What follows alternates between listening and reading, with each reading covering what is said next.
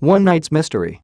One Night's Mystery was first serialized in New York Weekly and the London Journal before being published in book form in 1876, toward the end of Fleming's life. It is a prime example of the type of work Fleming wrote, romantic suspense with a few Gothic elements thrown in. Her writing style is direct, her characters simple but reasonably well fleshed out, and the complicated relationships between the characters thorny and entertaining, if a tad melodramatic. Discover this story and these interesting people. An extract, CYRILLA.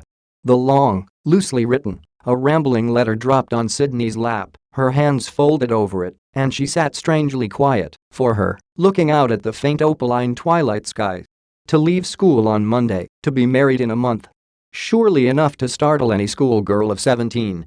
Besides being the daughter of the richest man, besides having double, treble the spending money of any other girl in the pensionnat, besides having silks and laces and jewels, as though she were 25 and out, besides having beauty and talent and goodness and grace, Sydney Owenson had one other and still greater claim: to be Queen Rose of Mlle.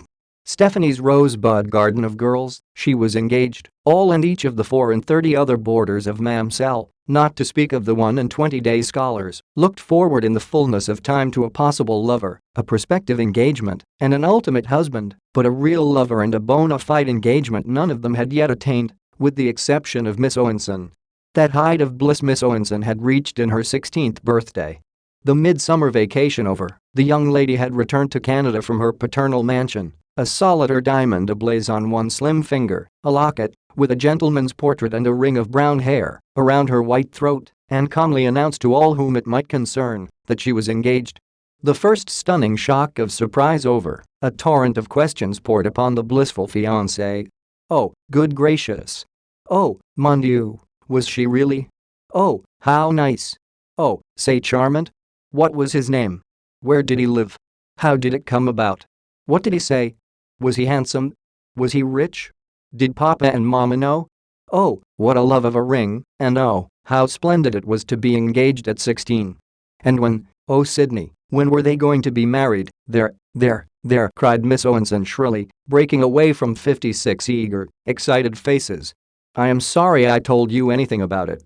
One would think I was the only girl in the world ever engaged before. If you leave me alone I'll answer all your questions. Stand off and let me see. His name? Well, his name is Albert Vaughan, Bertie Vaughan, a pretty name to begin with. Where does he live? He lives at Oxford at present. At least he was on his way back there when I left home. How did it come about? Well, it didn't come about. It was always to be, destined from all time, and that sort of thing. Ever since I can remember anything, I remember being told I was to marry Bertie someday if I behaved myself, family arrangements, you see, like a thing in a story. What did he say? Oh, well, he just came to me on my birthday and slipped this ring on my finger and said, I say, Sid, I want you to marry me this day 12 months or thereabouts, you know. And I said, all right, Bert, I will. Is he handsome? Handsome as an angel, Helen, brown eyes, brown curling hair, fair complexion, rosy cheeks like a girl, small hands and feet, and the sweetest little love of a mustache. Is he rich? Poor as a church mouse, CYRILLA, not got a sou in the earthly world. But as I am to have enough for both, that doesn't signify. Do Papa and Mama know? Of course they know, goosies. Bertie and I would never have thought of such a thing if Papa hadn't told us to think of it. And when are we to be married? Oh, I don't know, not for ever so long.